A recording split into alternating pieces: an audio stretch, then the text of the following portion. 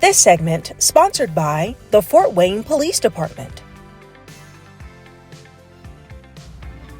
I am at the Fort Wayne Police Academy, where recruits come and get extensive training to be ready to serve our community. Inside, they have classrooms, simulation labs, and so much more. I'm going to check it out because guess what? They're hiring. Let's do it.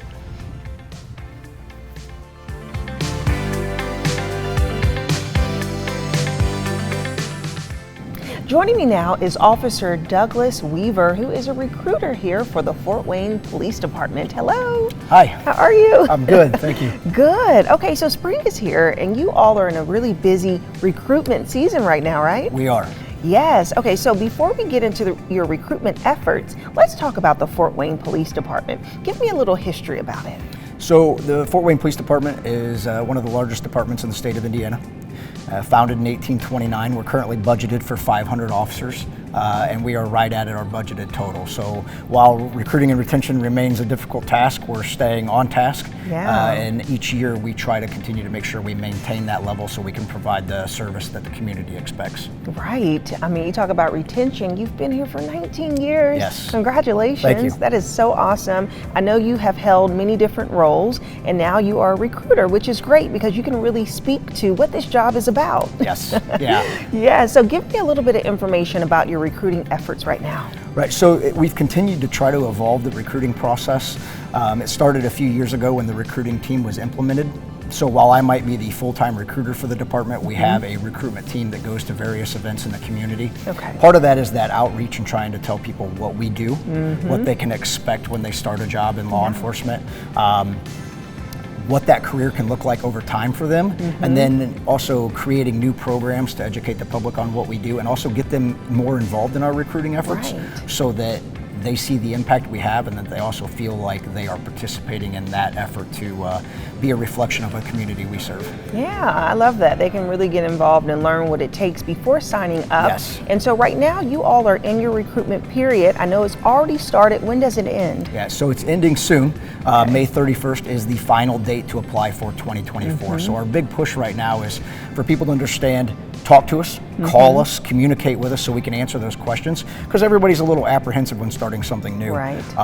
But we don't want them to miss their chance for 2024, because if they do, it's a long wait before the next process begins. Right, absolutely. Got to hop on it Yes. now. And so is this recruitment effort right now for actual officers that are patrol officers, or is this also a combination of administrative officers? We purely handle recruiting for just patrol officer positions, so everybody that applies through this process is to be a patrol officer and serve the community. Okay, and so big question, what does it take to be an officer? What do you guys look for and who should sign up? Right, so one of the big things is you got to have a desire to serve, a desire to make a positive change in somebody's life.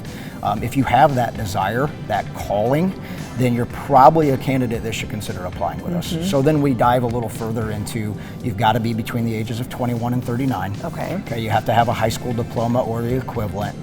No felonies. You have to have a current valid driver's license. And once we meet those basic requirements, when they text in, I communicate with them a little more. We have a pre-employment testing process, which is extremely long, and a lot of people don't know that. Just applying doesn't mean you start an interview the next week. Right. You apply, and then we have a pre-employment testing process, and that testing process takes place from July through December. Okay. So candidates won't be selected until they've passed all of that and meet those requirements that we have in place. And from there, they could potentially move on to our academy at the beginning of the following year. Wow. I mean, listen, you all protect and you serve, so the vetting process has to be intense. It is. Yes, which is great. And speaking of academy, we're standing here in your beautiful academy facility. So tell me about what goes on here. Yeah, so being one of the largest departments in the state, we have a lot of opportunities for people that apply with us, and that's something we try to reiterate, and also what we try to educate the public on. So we have a classroom setting right now where last year's applicants are now in our academy process, getting a class today. We have an indoor range that is far superior than most out there. It's one of those capabilities that we have. An indoor range at that, 16 lanes, the ability to bring in vehicles, rifle training, shotgun training, handgun training can all take place. We have a mat room for defensive tactics training, gym for our officers to utilize, simulations room. A lot of training can take place here that we do over the course of that 23-week academy. Yeah, and as people think about and consider taking on a new job, perhaps becoming a police officer, they weigh out their odds a bit. So what would you say were the top benefits in being a police officer here?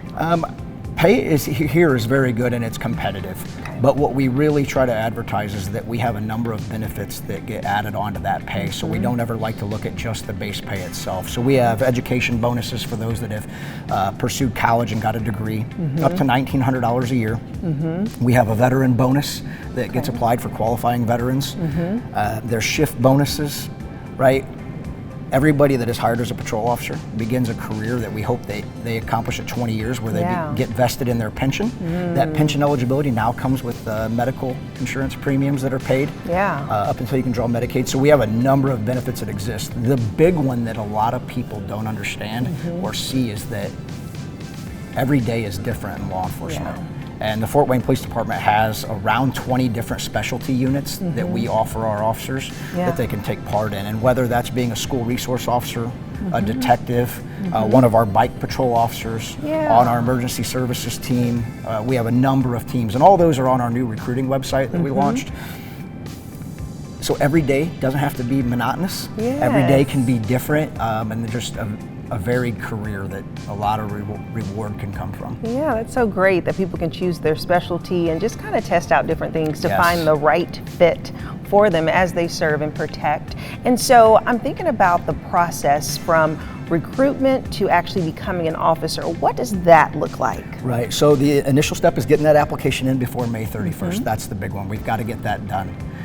From there, we have a written test that candidates start with. If they pass that written test, they move on to our physical fitness test. After that's an interview. We have a background investigation. Then we have a psych test. There's a doctor's physical that's involved in there. We have another interview that takes place.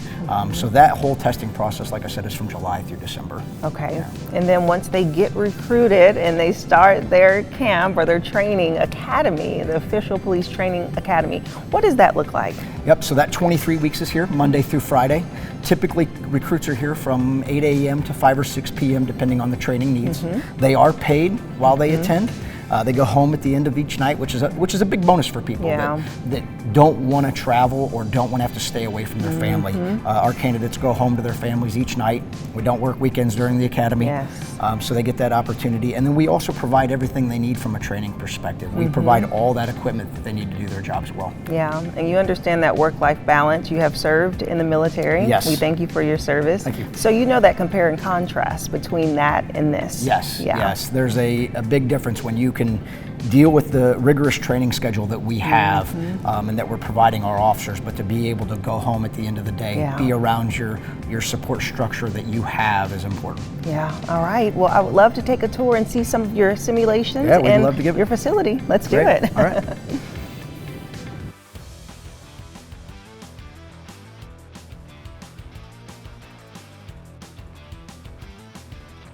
Okay, Officer Weaver, we are now in your shooting range, which is so nice, large, and very clean. Yes, we try to keep it clean and professional. Yes. Okay, so tell me about this facility and why having a shooting range is so important here. So our recruits will spend a lot of their time during the academy in this range. Officers do carry firearms, so it's important that we're extremely proficient in the use of them. Our indoor range here is 16 lanes. Actually allows us the ability to shoot rifles, shotguns, handguns. So our officers get all the training for the equipment that they're provided. We have the ability to bring vehicles in as well. So even after the academy, what we'll do is we'll continue to utilize this. We have state mandated training hours that have to be achieved. We get those, and then we also open this up to our officers to come in and train periodically on their own so that they can maintain that outside of the state's mandated hours, but also just so they can continue to brush up on their skills to make sure they're proficient in it, and we provide the ammunition for that as well. Oh, that's awesome. And I'm sure that process of just learning how to use a gun is quite complicated. So you take them through every step of assembling the gun, cleaning it, and all of that. Give me a little... Yeah, so when recruits come in, oftentimes, especially if they're veterans, they have learned to use a firearm before, but even if they haven't, in some cases we would prefer that because maybe somebody comes in with bad habits or they've learned something that we don't teach. So even if they don't feel comfortable, if somebody's like, I don't want to apply because I don't feel comfortable handling a firearm or I've never shot, that's okay. Some of our best shooters have possibly never shot before. So we teach them the basics of the firearm. They do learn to clean it. They do learn to disassemble and assemble. And then they come in here, and prior to even shooting, they will learn how to properly handle the firearm. They will do a lot of dry fire exercises to learn how to utilize their sights properly. And all that's done in here so that they get accustomed to not only the range itself, but what their target environment's going to look like here. And then we can increase that level of training as they advance through the academy so that they start doing that live fire training and then the reloading drills that take place. And we've got a staff here that continues to provide excellent training for them so that they leave here comfortable with their abilities and also meeting the guidelines and the mandates that we have. Yeah, it's a really nice facility. Let's look at the simulation lab. Sure.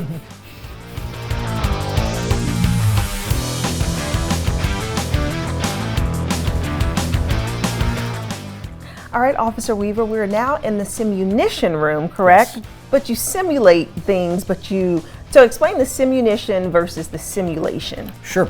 So this room allows us to change our training dynamic. So we can move these walls as needed, whether that's to practice entry points into rooms or buildings, to train our officers on dealing with long corridors or tighter spaces, whether it be small apartments to large houses, and change that room structure so that they can simulate that environment that they may be going into. But at the same time, we can bring simunition guns in here, which are like paintball guns, to practice those live fire exercises that we may deal with if we're maybe entering a structure for a hostage situation that we have to go into, whether that be active shooter or typical training for one of our units. This room also allows us to dim the lights to do low light training, so officers have to not only navigate those same situations but do so in an environment that maybe doesn't have the best lighting, or like our officers that work third shift that maybe train with very low light circumstances. Yeah, because it's nighttime. Okay, let's take a peek in here. Sure. Because it's so cool to walk around and kind of look and see the different setups. So right now, what is this setup? So as you can see, this would be imagining coming into maybe a home or an apartment, whatever that entry point of that structure we might be at is in. Right, so our officers would be given maybe a slight briefing, like a call they would be responding to. And they would have that opportunity when they get here to see that they have an entry point that they're going to have to access safely. And in this specific room, when we come in, how does the room open up?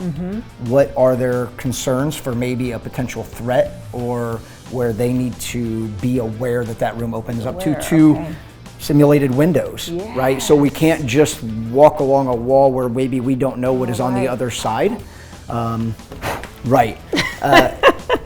So it's that opportunity to navigate very different and changing circumstances. So what we might see is this could be set up as a one-bedroom situation. Or in the case we have today where we can see this room may open up to something entirely different, where officers will have to navigate those varying entry points. So now they're presented with a room that opens up to the left and the right. So how do you...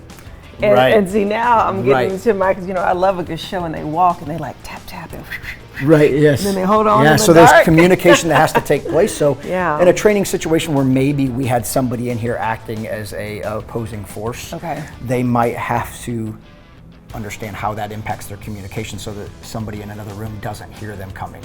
Or how does, in a low light situation... what type of shoes do you have on? Or in that low light situation, how much light are they casting off into the room they're about to go into? How much do they backlight themselves? And these are training techniques that we try to relay to our officers so that, again, they can provide that service that we're looking to give our community so that we can do it professionally and safely at that. So I have to ask you, I've seen on different shows and movies ways that you are to hold the gun when you're entering into a room. And sometimes, of course, people, do it like this, but I've seen like this kind of holding it down like that, or is it like this, or is it like that? Right, so we're not holding it up, right? And when you see that gun down, a lot of times that officer may be following another officer. So we need to be aware of our muzzle discipline.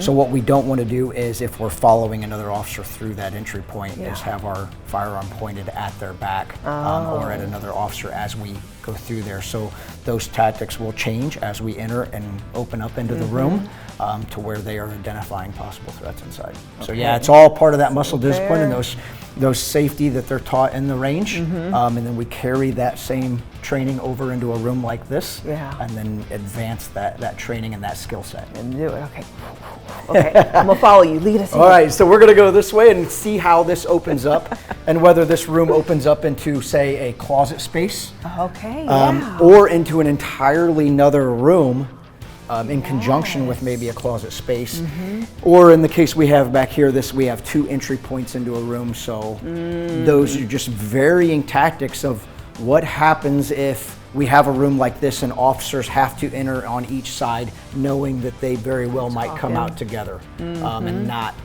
point their firearms at each other in the process of doing so. Yeah. So a lot of varying tactics that we can utilize this room for, and again, one of those luxuries that we have at the Fort Wayne Police Department that we can give our officers in terms of training opportunities. Yeah, there's so much that you have to offer here, which is so great. So if someone is interested in learning more about becoming a police officer, your recruiting efforts, where can they go? The first step for them would be JOINFWPD.org. That's our recruiting career site. All the information they need is on that site, and we even have a step-by-step breakdown of our recruiting process that starts with step 1, which is texting us, and then it will lead them through each step of the testing process so that they get an idea of what to expect while also being walked through it by a recruiter when they text in. All right, perfect. Thank you so much, Officer Weaver, for this information and for the tour. Yes, it's been gladly. fun. Thank you. And if you would like more information about joining the Fort Wayne Police Department, we'll have their website listed below, and I'll see you after the break. This segment sponsored by the Fort Wayne Police Department.